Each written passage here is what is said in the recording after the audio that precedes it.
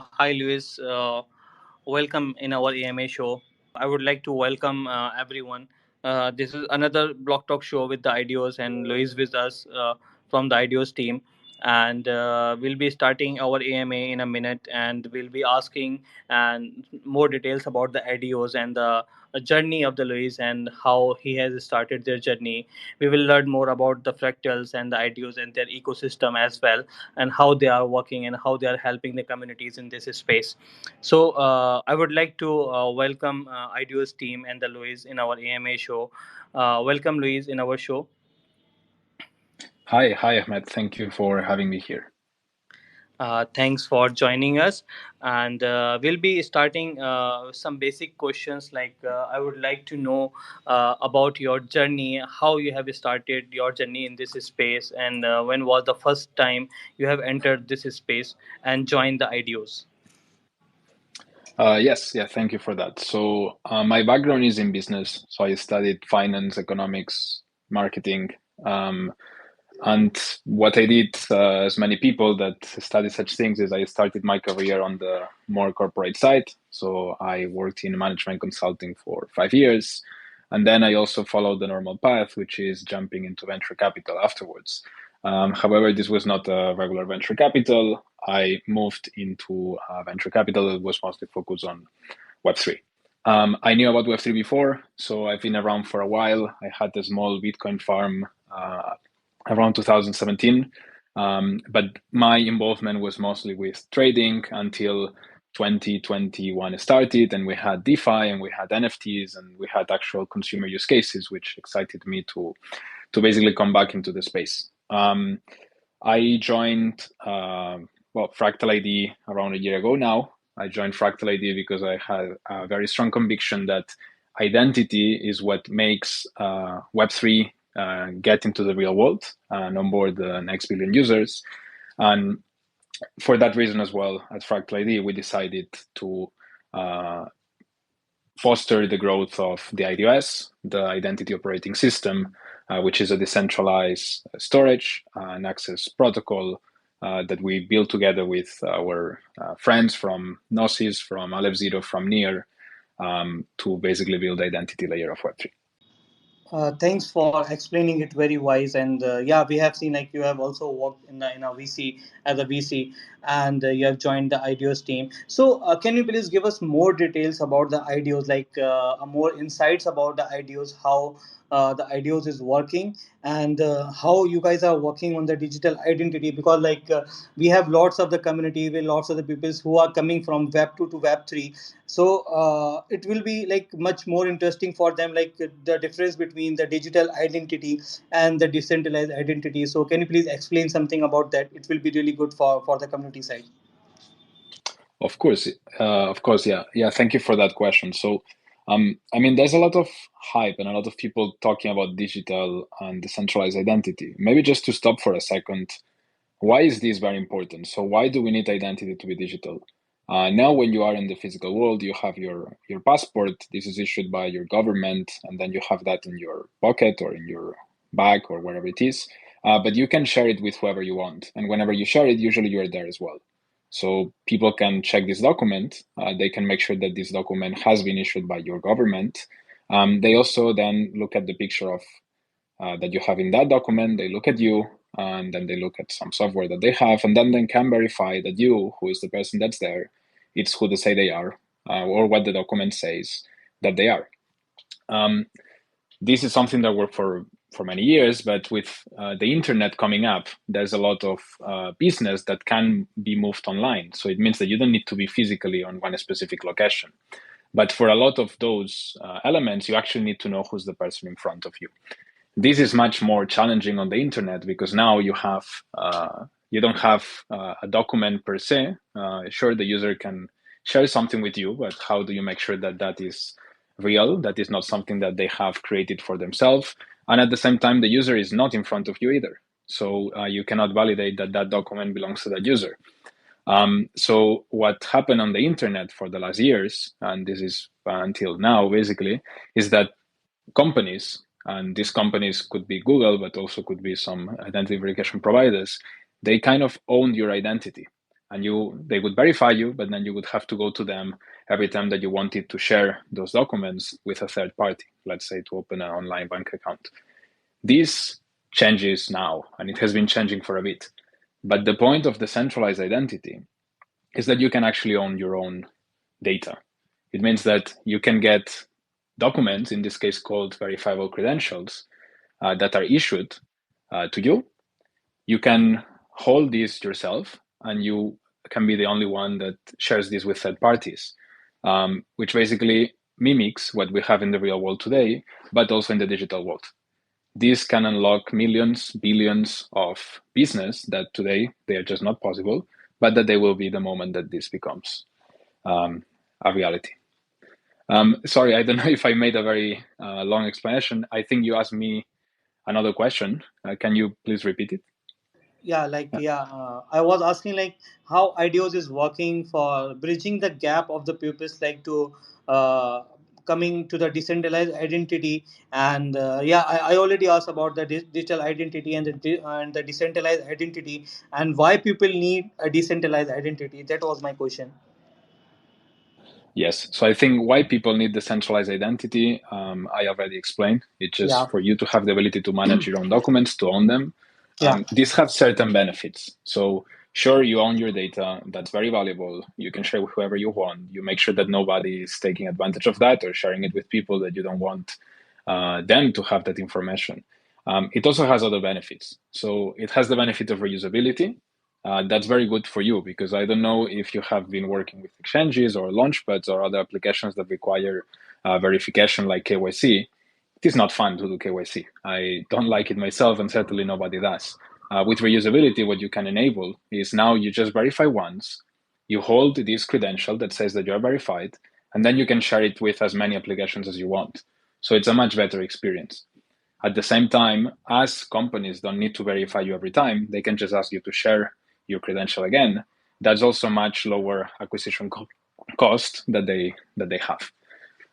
There's also benefits around security of the data. If this data is held by you and it is encrypted with your keys, then if you were to hack the whole system, you actually would only be able to access nothing because the data is encrypted. So you will have to access one by one and break the encryption of all the data, which doesn't create honeypots. It's better for compliance. It's better as well for platform risk. Like if the verifier disappears, nothing happens because you hold your data yourself. So there's not going to be your identity disappearing or your connections with any companies that you do around Web3. Yeah, I totally agree with your point. But we feel like there are lots of the pros and cons of the digital identity. But can we truly achieve this decentralized identity in the Web3 space? Because like it's quite like the lots of the companies are bridging the gap for coming Web2 to Web3, and when it seems to the giants like Google and Facebook, so still they have so much control on our digital life. So what's your thought on it? How we can truly achieve that identity? Yeah, that's a very good question, and I think that education is very important here. Well, first of all, we need to allow people to be able to manage their identity. This is something that we are doing at idOS, but there are many other providers in Web3 that are also able to leverage that. But at the end of the day, everything goes through identity. We probably heard about what happened with Facebook, what happened with Cambridge Analytics, and regulation kind of moved this way as well. But well, we saw cases where companies had access to aggregated information that users had, that users didn't know that these companies had, and then they used that for ads and to manipulate how they or what opinions they would have in front of an election. That was with public data. That's what you with what you put in Facebook and in your public profiles. There's a lot of data that you don't want to put online, and that now it's exposing Web3. Like how much money do you have, or if you complete some KYC process, where do you live exactly? What's your name? So this information, we need to make sure that it doesn't get into the wrong hands. And that's something that we need to work to make people understand that with their private identifiers, it's something that they should hold themselves and only share with the people that they want to share. So there's a very big point on privacy. But yes, I think it's more than achievable. I actually think that is the only way that we can make Web3 and peer-to-peer networks a reality. Yeah, I agree with your point. Like, it's really very necessary for securing our data and securing our details for don't make it visible to everyone. And like the lots of the companies are selling their data and providing some making some money using that data also. And we have seen like recently, you guys announced the launch of the idOS. So can you please tell me something about your launch? Yes, of course. So we first introduced the idOS at Token 2049 this year. That was, I believe it was at the end of September. And then we actually launched on November 8th, and that was in Near at NearCon. So it's a very new network. And it's something that's live and that we have more than 15 applications that are looking to integrate today. It is deployed currently on Near and on Ethereum, but it's going to be very soon as well in Gnosis, Aleph Zero, and many other networks. It's a joint effort. It's a joint effort that we built together, well, from the identity side, Fractal ID, but also we work with our friends at Quill, which they're developing decentralized databases. And then we're also working with all these ecosystems that I mentioned before to be live on their networks. What is it, and what is in theory, what is a decentralized identity layer? Is basically a solution where anyone across Web3 from any chain very soon will be able to connect to solve any points that they have around identity verification. So issuers are able to issue credentials using the system. These credentials get stored, and the access management is based on the protocol. And the user can manage that anywhere in Web3.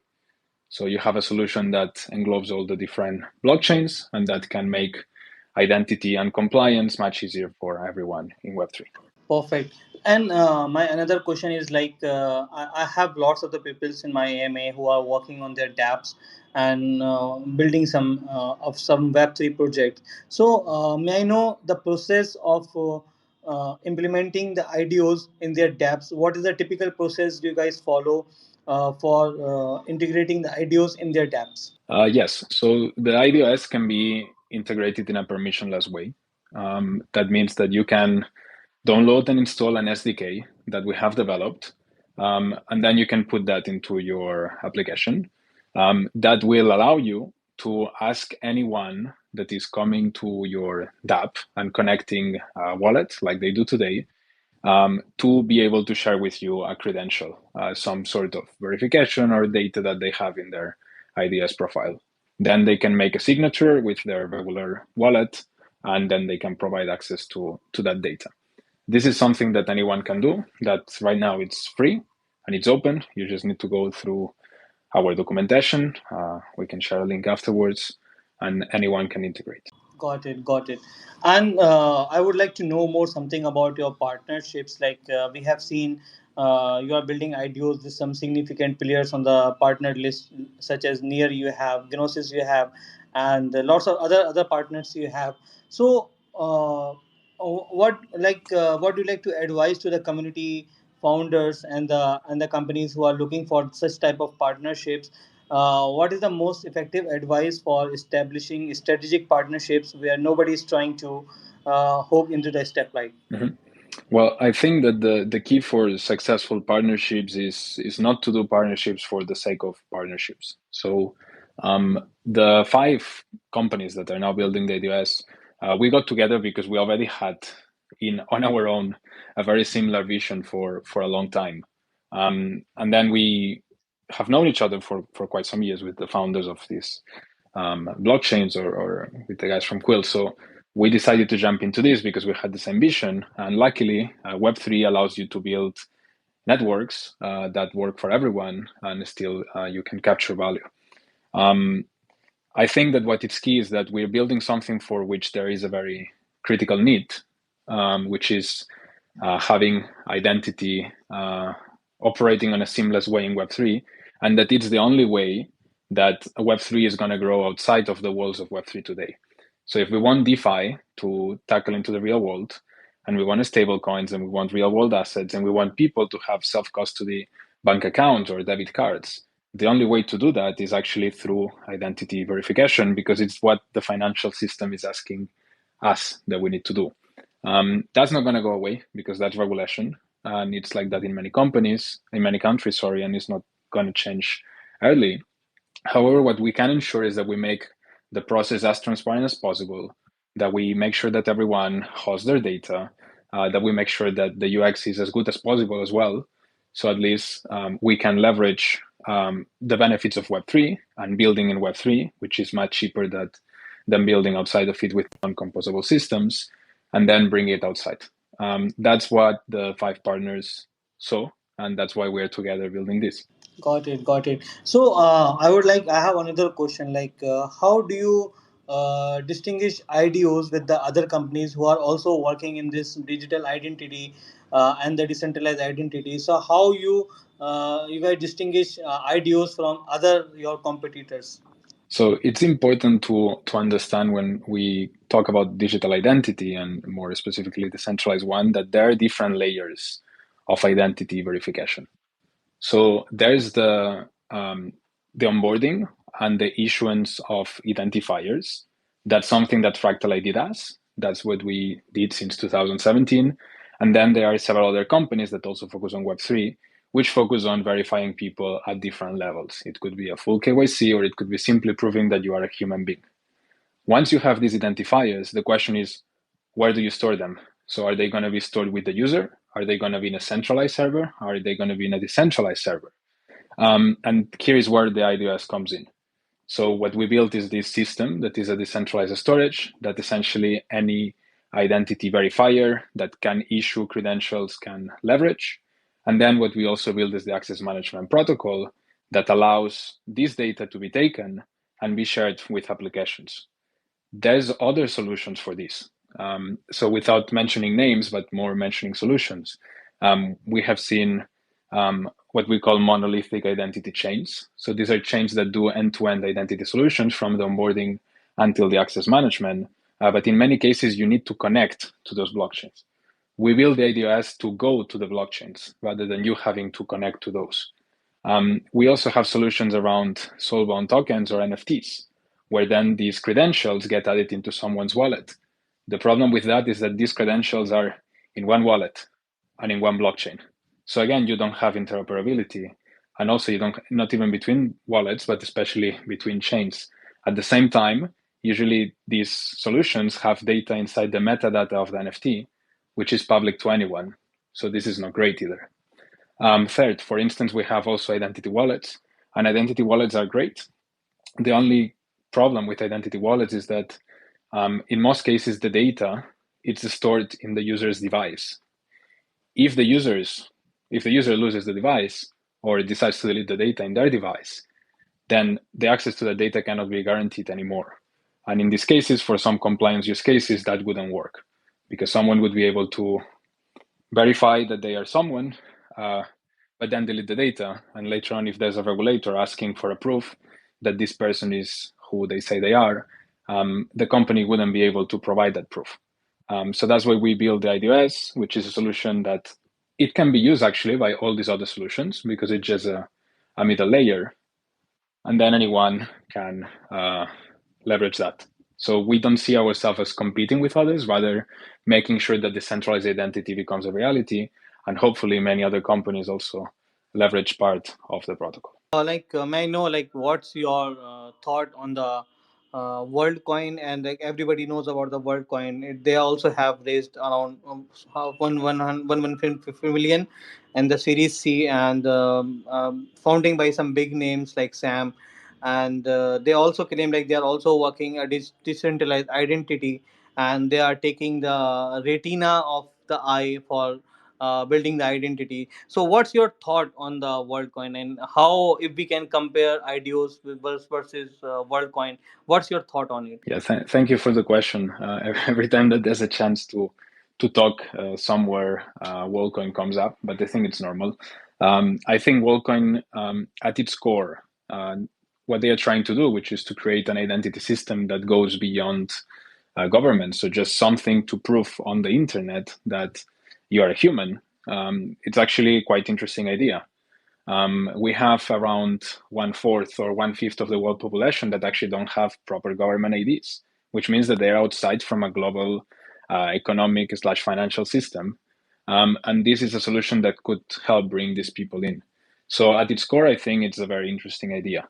How they built it, however, it raises some questions. So I'm not going to go to a lot of details, but the go-to-market strategy that they followed, first of all, there's other technology other than orbs to be able to prove human uniqueness, and many of them work from your smartphone that almost everyone has. So creating these orbs is a little bit of an Orwellian marketing approach to get attention, in my opinion.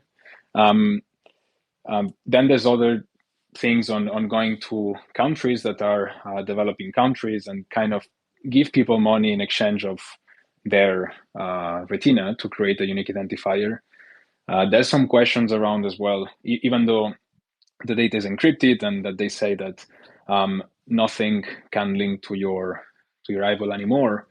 There's some questions around the devices that they use. As far as I understand, they have never been externally audited. And when you look as well at this central database that they have of unique identifier, that in theory they are just hashes, not the actual pictures, you also cannot tell who has access to this exactly. Now, something that's very important to understand is that the fact that a company has pictures of your eye, that doesn't really matter. That, I mean, maybe you don't like that, but that is not a very big issue. What is important to understand here is that those pictures are unique identifiers of yourself. That means that in 40 years from now, if someone has access to your eye, that maybe at this time we have cameras that from far away can take these pictures, and then they can access this database and somehow link those, they will be able to know as well everything that you have ever linked into your WorldCoin unique identity. And that is what gets a little bit more scary, because you could link many other things to that. You could link actually your KYC status, and it would say where you live and what is the name of your parents, depending on the documents you're putting there. And then they could check your on-chain registry, your on-chain data, and see how much money you put and where did you put it and how much do you have. So that could be problematic in the future. And the thing now is that there's a database where there is a unique identifier that will always be your unique identifier. And we don't know exactly who has access to that.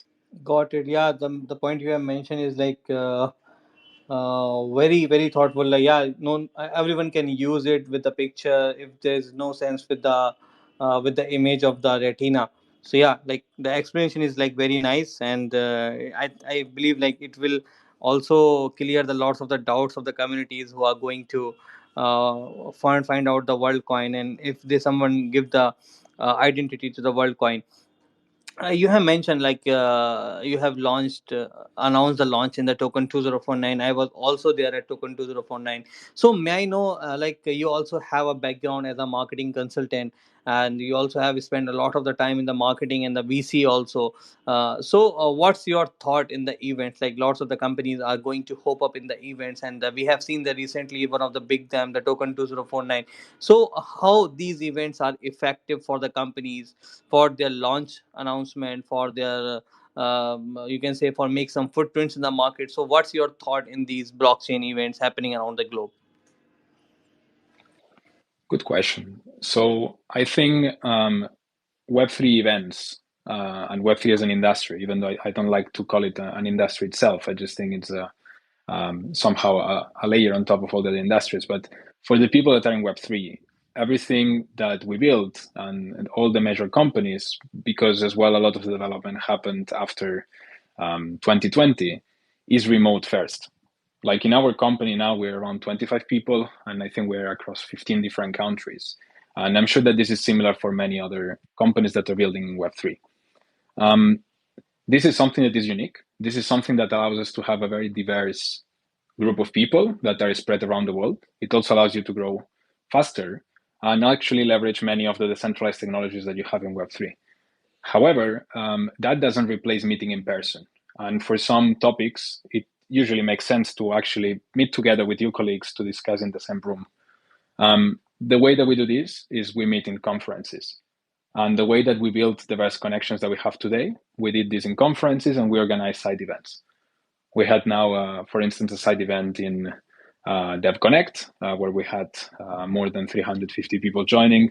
And it was the great place, actually, to have everyone that is building the idOS. We had there Ilya from Near, we had Martin from Gnosis, and we had many other founders that have been together with us building already for several months. So I think that these conferences are critical, actually, for Web3, and I hope to go to many others in 2024. Got it. Yeah, I travel. I also travel a lot for attending the conferences and events around the globe, and because I believe like connecting with the people is a real asset. No one can buy it from the money.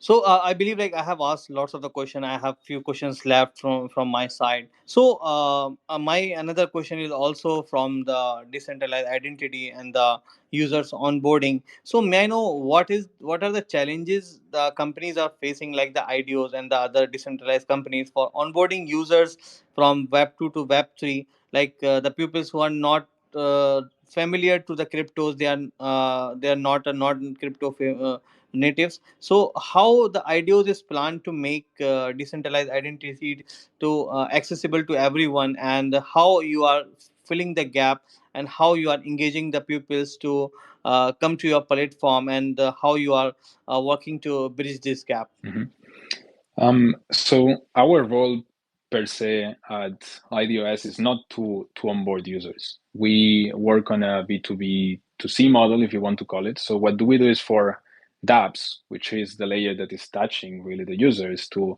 make it easier to onboard verified users. This is something that applies to Web 2 and applies to Web 3. So in general, we are not a Web 3 only solution.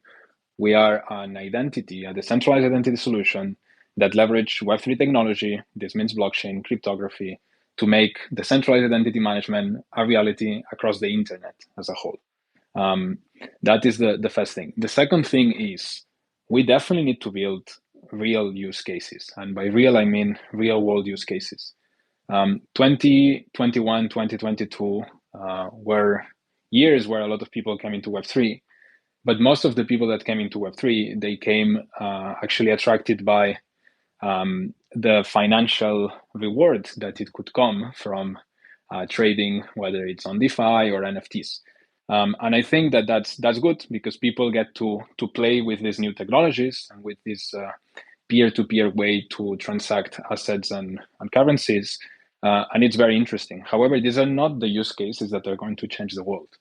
And I think that the use cases that are going to do that are the ones that actually take regular needs that we have as companies or as individuals, and we use the technology in Web3 and the way of doing things that we have in Web3, which is collaboratively, open source, composable, to actually build better solutions that scale faster and that they don't have single points of failure. So that's what I would like to see in the short term. To be more specifically, I would like to see what we like to call Web3 neobank.